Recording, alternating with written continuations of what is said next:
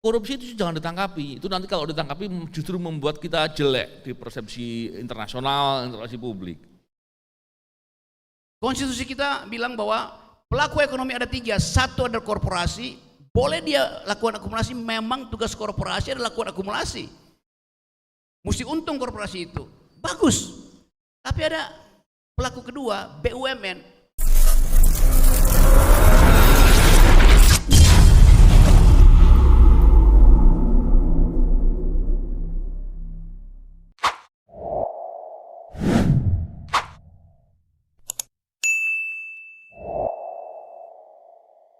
Ya, pertanyaan ketiga, silakan. Baik, Assalamualaikum warahmatullahi wabarakatuh. Perkenalkan, nama saya Ananda Zakia Salsabila dari Fakultas Hukum Universitas Mula Warman. Siapa Salsabila? Iya. Oh ya. Salam sejahtera dari saya untuk bapak-bapak semua. Jadi di sini saya akan bertanya langsung saja tentang generasi emas 2024. Pemerintah ini sudah memberikan banyak sekali fasilitas untuk teman-teman saya yang ada di sini. Dan juga saya sudah pastinya juga bermutu sekali untuk saya. Namun sudahkah pemerintah memberikan ruang bagi kami tentang tadi apa yang Bapak singgung tentang oligarki tadi, apakah generasi 24 hanya untuk orang-orang yang memiliki privilege untuk bisa duduk di kekuasaan pemerintah? Lantas bagaimana dengan kita yang memang telah berjuang mati-matian di universitas ini dan sudah melakukan terbaik, tapi malah diberikan harapan yang palsu, begitu Pak. Jadi saya ingin bertanya, bagaimana kita bisa mencapai hal tersebut? Saya kemarin tuh menonton ada penyampaian visi misi, dan ada salah satu paslon yang mengatakan bahwa meragukan sumber daya manusia yang ada di Indonesia dan memberikan sekitar SDA itu dikelola oleh orang yang ada di luar. Bagaimana kita bisa mempercaya diri kita sendiri kalau calon pemimpin kita pun meragukan SDM yang ada di Indonesia, gitu Pak. Sekian dari saya, terima kasih. Wassalamualaikum warahmatullahi wabarakatuh. Oke.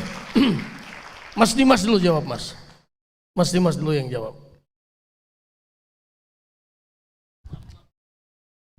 Oke, makasih Mas Diki. Saya kira hari ini judulnya No Rocky No Party, makanya dibabat habis sama Bang Rocky. Iya, menjawab ini ya soal konsep ruang dan tempat. Ya memang ada beda ya, kalau ngomongin ruang, kalau konsep Jürgen Habermas itu kan ada perbedaan antara space dan place. Ruang itu sesuatu yang sifatnya intangible atau enggak terlihat. Dan hari ini kita belajar bareng-bareng, kita berdiskusi.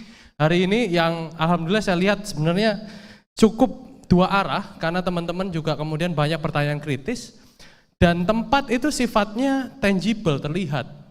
Dan dia bisa kosong, dan gak ada aura atau nuansa-nuansa yang sifatnya sebenarnya atau substansial gitu.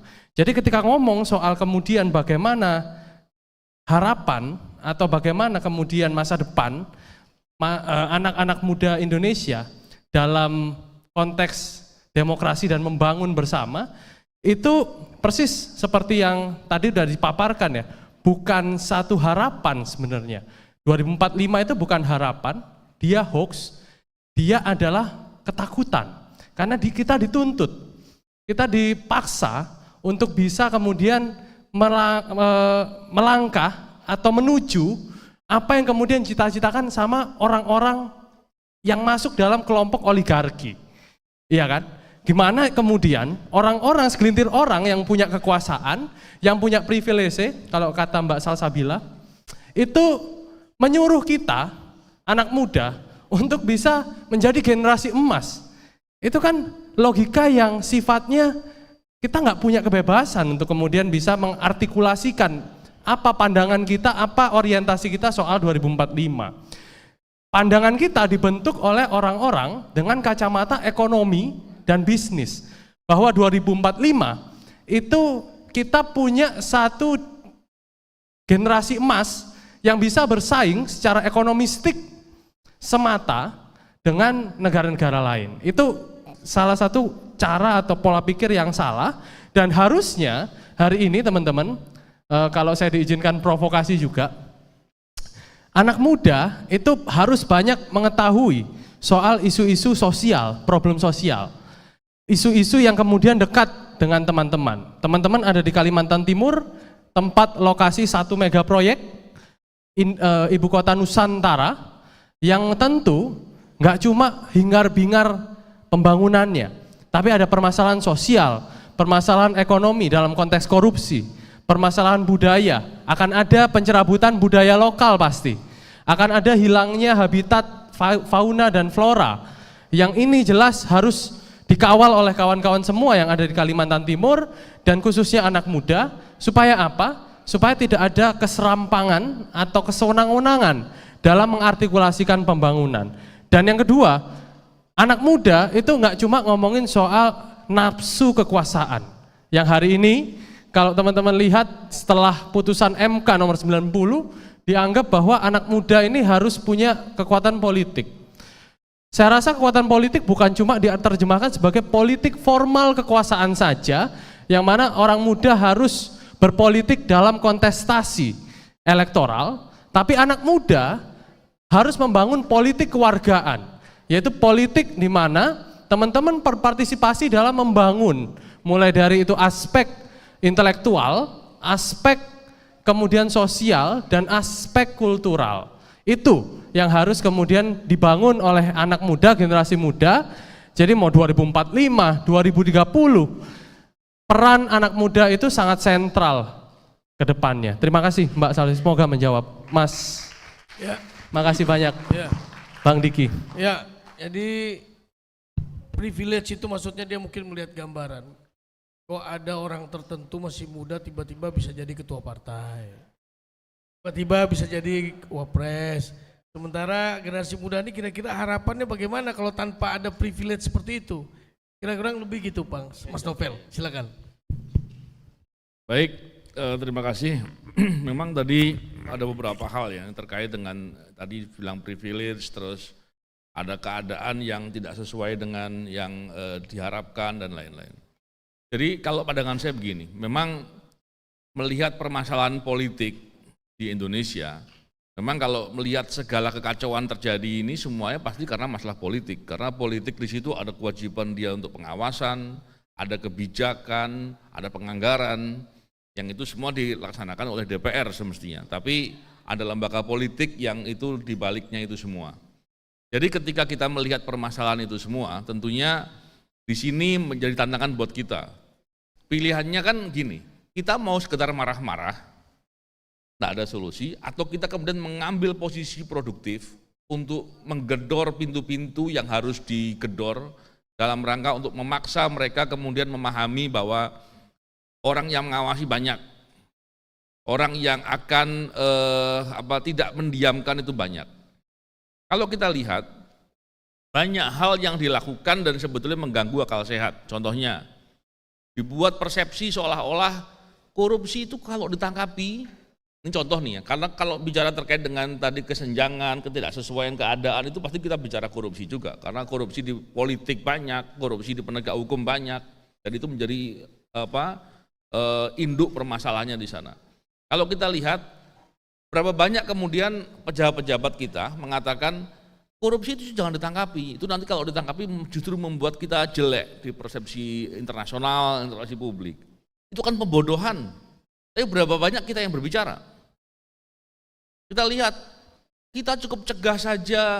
Secara teori tidak mungkin, tidak ada di dunia, ada negara yang hanya dicegah saja berhasil, tidak ada. Terus dia menggunakan indikator-indikator, contohnya negara ini, Finlandia gitu atau Kanada, mereka pencegahan, iya itu beda. Untuk indeks persepsi korupsi di atas 5, pencegahan dikedepankan. Tapi di bawah 5, penindakan dikedepankan. Ini kan pembodohan publik yang dilakukan, ini contoh. Dan berapa banyak lagi kemudian dengan terang-terangan, saya kasih contoh terkait dengan sumber daya alam. Ada permasalahan 3,3 juta hektar sawit di kawasan hutan. Terus dijawab, kan nggak mungkin dicabuti. Ya sudah kalau begitu diputihkan saja. Ini kan logika-logika yang mengganggu akal sehat. Dan masih banyak lagi yang lain-lain. Kalau kita lihat dari segala permasalahan itu, dan ujung-ujungnya kalau kita lihat, semua manipulasi, semua akal-akalan itu tujuannya kan untuk menguntungkan pihak-pihak tertentu yang pada dasarnya akan merugikan kita semua. Oleh karena itu kita perlu untuk terus berbincang, mendiskusikan itu, mengasah jiwa-jiwa kritis dan betul-betul mau untuk berpikir untuk kita tidak membiarkan itu. Bagaimana kita bisa mengupayakan agar semakin banyak orang peduli, semakin orang kemudian mau mengambil peran untuk kritis, untuk mengawasi, untuk tidak membiarkan dan tidak kemudian diam ketika ada kebohongan terang-terangan disampaikan di forum-forum publik. Yang kalau itu dilakukan tentu masalahnya seperti tadi yang ditanyakan. Maka nanti ada aja akal-akalan, kemudian ada privilege, ada akal-akalan untuk membuat nanti ya banyak lagi yang lain. Karena kalau kita hanya bicara kasuistis, kita akan capek karena satu hari itu bisa jadi dia produksi 10 permasalahan. Terus kita akan bicara satu permasalahan ini untuk 2 bulan seumpama. Dia sudah produksi 100 permasalahan. Tapi kalau kita terus membawa itu dengan pemahaman yang lebih luas, kita menunjukkan bahwa kita akan kritis atas segala permasalahan, semakin banyak orang kemudian akan mengkritisi setiap pembohongan-pembohongan yang disampaikan dengan mengganggu akal sehat, maka kita sedang menunjukkan bahwa kita orang-orang yang betul-betul peduli kepentingan negara, kepentingan masyarakat, dan kita tidak akan membiarkan setiap cara-cara yang dilakukan dengan manipulatif, dengan korupsi ataupun koruptif, yang kemudian hanya mengakali kepentingan masyarakat dan kemudian menguntungkan pihak-pihak tertentu. Jadi dengan pembahasan ini harapannya adalah kita semua memilih untuk mengambil peran, untuk berkontribusi dalam mengisi ruang-ruang yang harus dilakukan dalam pengawasan dan nilai-nilai kritis lainnya. Itu, terima kasih.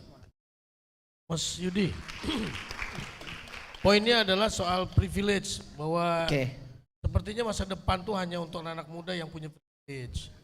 Yang seperti tadi Mas Yudi kebetulan keluar, seperti contohnya begitu gampangnya orang bisa menjadi ketua partai karena punya privilege. Di Wapres karena privilege. Nah mereka nih jadi pesimis, apakah generasi muda sekarang ini masih punya masa depan nggak kalau tidak punya privilege? Ya, pengalaman saya ya waktu ketika jadi penyidik ya, kita berhasil membongkar banyak dinasti-dinasti. Ya, dinasti Banten, kan, dinasti di beberapa daerah. Yang menarik adalah ketika wali kotanya 2 periode 10 tahun, istrinya menggantikan. Anaknya ketua DPRD, pamannya pejabat juga di situ, dan sebagainya gitu. Saya katakan ya dinasti itu nggak baik. Ya walaupun dikatakan bahwa wah, kami kan maju karena kompetensi, kami maju karena kualifikasi, kami maju memang karena kami pintar, kami disekolahkan di luar negeri gitu kan, lulusan luar negeri. Emang seperti itu. Ingat loh, bangsa kita masih ada namanya korupsi, kolusi, nepotisme di Undang 28 tahun 99 gitu kan. Itu yang pertama, ada sisi aturan. Kemudian yang kedua, coba jangan nggak usah jauh-jauh lah mereka yang korup. Yang sekarang jadi caleg, teman-teman bisa bikin tuh pohon keluarga. Ketua partainya siapa, anaknya berapa, 2 di mana dapilnya. Ada nggak yang nomor 2, nomor 3, Pak Rocky? Anaknya ada nggak? Wah, saya anak ketua partai, saya ditaruh di nomor urut 8. Salut saya kalau ada kayak gitu. Saya istrinya petinggi partai, saya di nomor urut 7. Oke, bertarung gitu kan. Satu semua. Ini terjadi ya tadi. Kenapa ini terjadi? Karena mereka merasa sudah kuat. Enggak, yang mengkritisi ya udah kelihatan, pasti Rocky Gerung lagi gitu kan.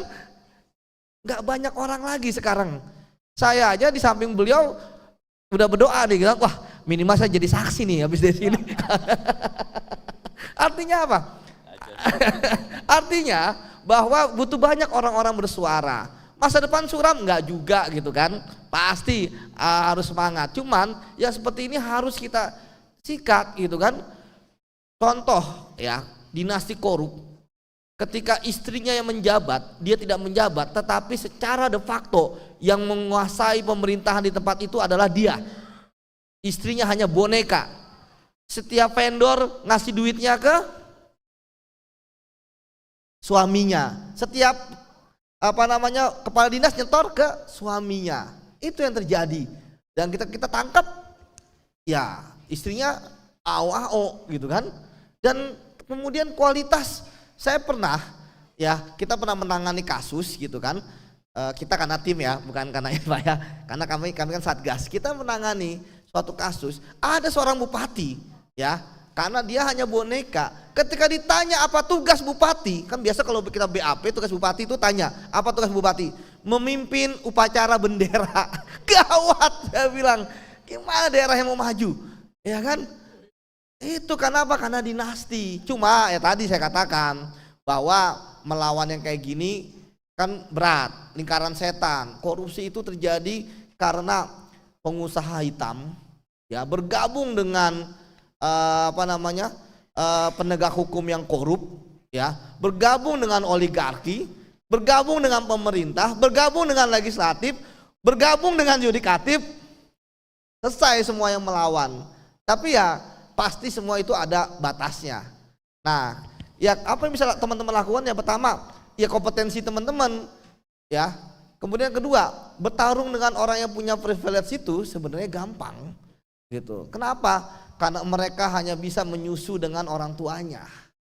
Ketika mereka sendirian, nah mereka nggak bisa berbuat apa-apa. Dan ketika mereka sendirian, itulah maka kita bisa untuk mengalahkan mereka. Jadi kita harus mencerai-beraikan musuh. Karena kalau musuh bersatu, kita pasti kalah. Dan saya sudah pernah merasakan disingkirkan. Bayangkan yang menyingkirkan kita di TWK, ya itu mulai dari kepala LAN, Menkumham, apalagi 5 pimpinan KPK, kemudian Mempan RB, bayangin, ketua komisi ASN, tanda tangan di sana pemberhentian kita, ya kan, belum legislatif yang bersorak-sorak, gitu kan, ya kenapa merasa aman gitu, tapi kan sekarang saya melihat 2 tahun ini kita fight back, orang-orang yang istilahnya dulu menghajar kita sebagainya, sekarang sudah terhajar dengan sendirinya. Kenapa?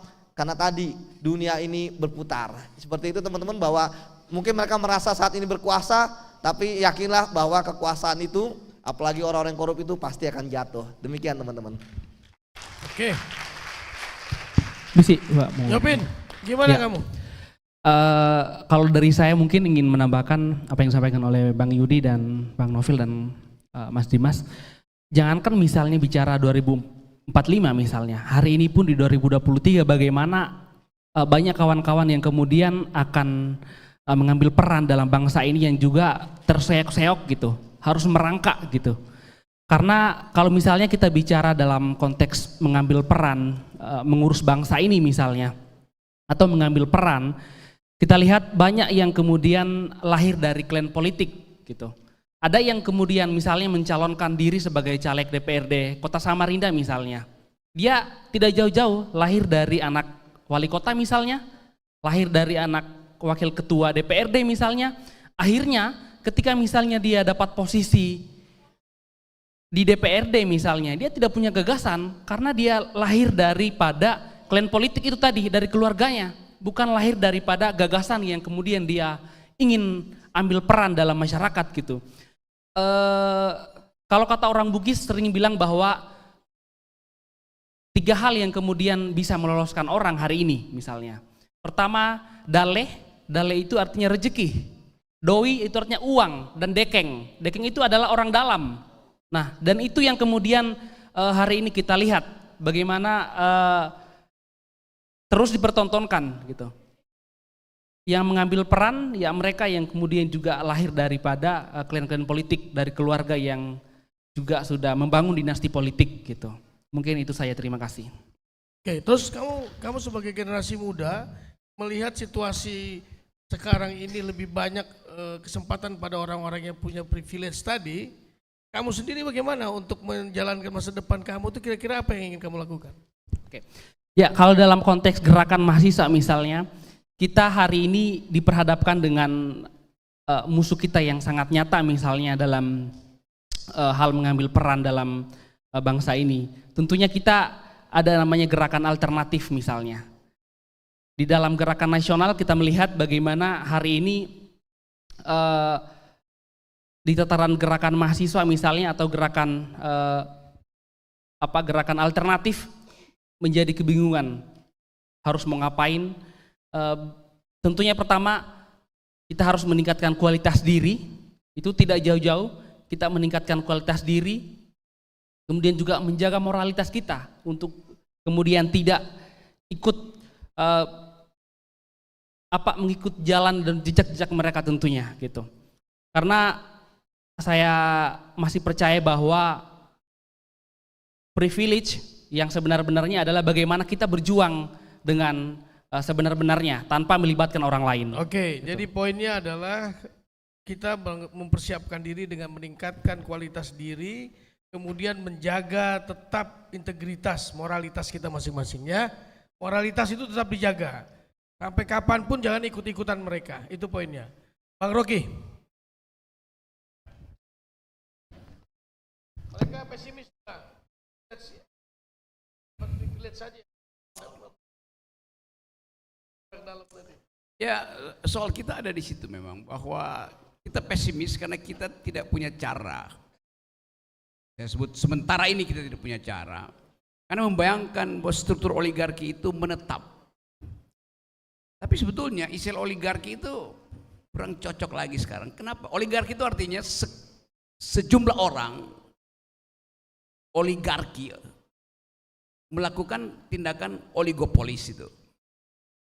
Jadi ada sejumlah orang. Di dalamnya masih ada etika tuh, baginya sekian, yang mau dirampok yang sana tuh. Kira gitu jalan oligarki itu. Yang sekarang cukup dengan satu orang kaya, dia bisa beternak 20 politisi itu. Namanya adalah plutokrat. Plutokrat artinya orang kaya. Satu orang kaya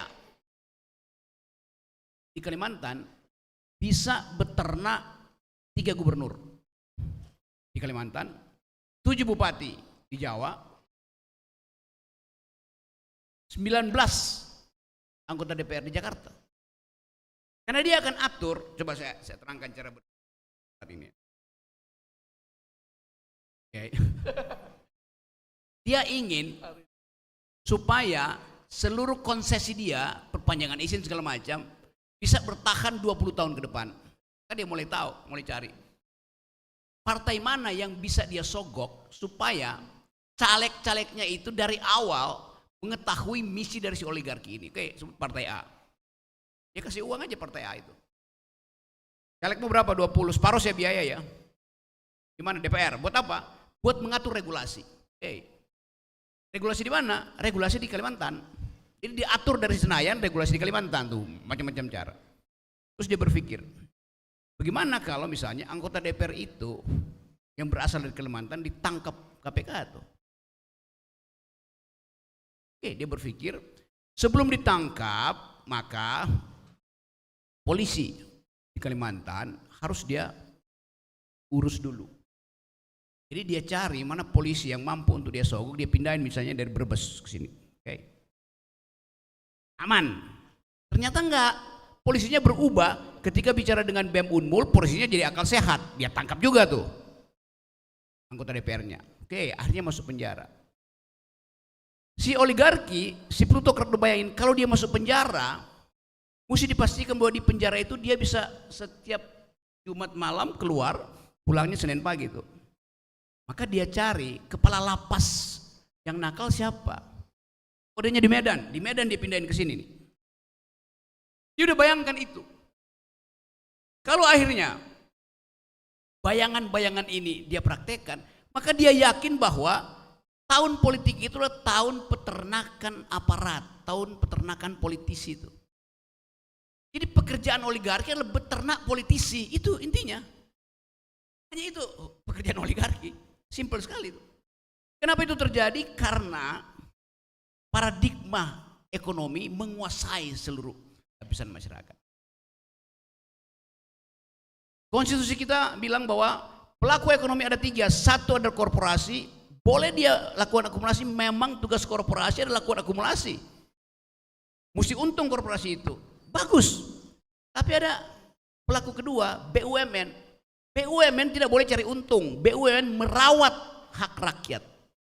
Badan usaha milik negara itu tidak boleh cari untung dengan berbisnis dengan rakyat. Justru dia mesti sejahterakan rakyat, itu perintah konstitusi. Yang ketiga, koperasi sebagai wujud dari solidaritas manusia tuh di Indonesia. Tapi apa yang terjadi? Koperasi ini nunggu proyek dari BUMN, koperasi ini nunggu CSR dari si korporasi, kacau.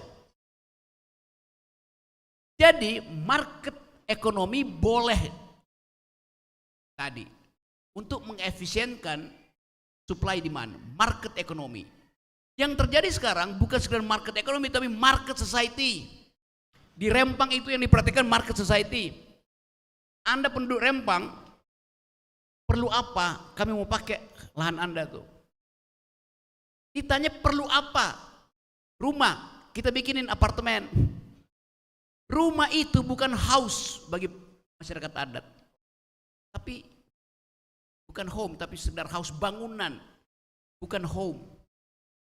Jadi negara tidak mengerti bahwa kebutuhan rakyat itu adalah kegembiraan, keindahan, kebahagiaan. Bukan tinggal di apartemen. Coba Anda lihat di Rempang situ. Yang dibutuhkan adalah 1.700 hektar untuk bikin pabrik itu. Yang mau digusur 17.000 hektar. Bagaimana akalnya coba? Dan tidak minta izin, teman saja. Jadi hak warga negara diabaikan oleh negara. Bulan lalu saya ada di Sydney. Bandara Sydney itu sekarang dia tidak boleh beroperasi 24 jam lagi, dibatasi sampai jam 10 malam. Karena permintaan rakyat Sydney bahwa mereka mau hidup bahagia di malam hari, jangan ada lalu lintas udara di situ yang bikin bising, yang merusak ozon di atas kota Sydney. Karena aftur itu diproduksi dari pesawat-pesawat itu. Jadi Anda bayangkan berapa banyak kerugian pemerintah kota Sydney dengan menutup bandaranya cuma sampai jam 10 malam. Kerugian ekonominya tinggi sekali. Tetapi pemerintah mengatakan kami setuju dengan pendapat rakyat. Karena kebahagiaan rakyat di malam hari lebih penting daripada menunggu pemain-pemain judi masuk di kasino di Sydney itu. Jadi ada penghormatan pada hak rakyat. Ada penggalian, mau cari batu bara, mau cari mineral di Australia Barat. Prinsipnya Anda boleh cari mineral, tapi begitu Anda bertemu dengan situs masyarakat aborigin, Anda mesti pindah dari situ. Berapa banyak perusahaan Cina yang udah mengeksplorasi ratusan hektar di situ. Dia eksplorasi, tiba-tiba titik eksplorasinya. Dia keluarin miliaran dolar, tiba-tiba baru kira-kira 200 meter ketemu artefak. Perak, alat perang segala macam. Mau terusin nggak tuh? Dia udah bayar. Dalam perjanjian begitu Anda temukan jejak nenek moyang, berhenti, tutup, pindah lagi, ketemu lagi, nggak boleh tuh. 5 kilometer cari yang baru, ketemu 5 kilometer. Berapa banyak investasi yang hilang di situ? Itu cara berpikir ekologi sekarang tuh. Hormati situ. Itu tempat kuburan, artinya di situ ada jejak penghormatan pada nenek. Di kita berapa mata air kuburan di KN itu adalah hak heritage nenek moyang. Begitu penghargaan. Lihat itu. Ada kerakusan tadi. Itu market society beroperasi sampai ke tingkat kita semua dianggap sebagai konsumen, bukan lagi sebagai citizen. Kebijakan ini yang mesti kita halang. Yang Anda tanyakan pada calon-calon, siapa di antara mereka yang paham tentang problem? Dan Samarinda kaya dengan masalah itu. Jadi kita mau promosikan ini supaya teman-teman mahasiswa lakukan. Anda mungkin masih satu pertanyaan yang radikal gitu. Siapa ini, siapa? Ya, riset dulu itu. Jadi juga tadi ya boleh bikin kutipan. Tapi kita ada di dalam keadaan bahwa Indonesia disorot oleh dunia hari ini. Tanggal 30 November nanti, akhir bulan ini akan ada konferensi PBB tentang iklim yang disebut Conference of Parties di Dubai. Untuk menguji apakah Indonesia comply dengan janji untuk menurunkan emisi karbon yang menggambar rumah kaca, dan sudah comply enggak bahwa tidak boleh kenaikan 2%, 2 derajat suhu di Indonesia. Jadi saya kasih logikanya pada teman. Presiden Jokowi bilang bahwa Jakarta itu mau tenggelam karena itu dipindahin ke IKN. Benar memang. Jakarta tenggelam karena apa? Karena kenaikan suhu bumi. Bukan karena kenaikan suhu Jakarta. Oleh karena itu IKN dipindahkan ke Samarinda, ke Kalimantan Timur.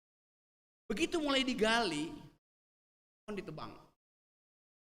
Begitu mulai digali, alat berat mulai memproduksi karbon. Anda lihat logikanya. Jakarta mau tenggelam, penyebabnya adalah kenaikan suhu bumi. Begitu pindah IKN, IKN justru makin menaikkan suhu bumi. Jadi IKN yang akan menenggelam Jakarta. Itu logika environmentalnya begitu. Jadi kedunguan istana nggak ngerti bahwa sistem berpikir ekologi itu global, antar planet, planeter. Kita mau menyelamatkan Jakarta, tapi kita bikin panas baru di Kalimantan. Kalimantan itu ada di atas ada matahari, di bawah ada batu bara, panas sekali itu. Pelindungnya yaitu rumput dihapus, maka panas naik lagi dari Kalimantan. Panas itu diekspor ke global, maka global itu kasih sinyal bahwa permukaan air laut Jawa itu akan naik itu. Jadi kenapa negara Jakarta tenggelam? Karena Jokowi pindah di ibu kota, konyol pikirannya kan. Begitu cara berpikir. Saya terangkan itu dari segi ilmu pengetahuan. Dalam prinsip bahwa butterfly effect. Kayak Pak, sayap kupu-kupu di hutan Amazon bisa menimbulkan badai di California. Asap knalpot motor gede di Jakarta bisa membatalkan panen jagung di Bandung. Ya. Jadi yang saya ucapkan di sini dan teman-teman, upaya untuk membuka pikiran. Jangan ditutup oleh dinasti. Dinasti bagus nggak? Bagus. Dinasti itu bagus kalau darahnya biru. Yang dinasti sekarang darahnya bukan biru, darahnya kotor.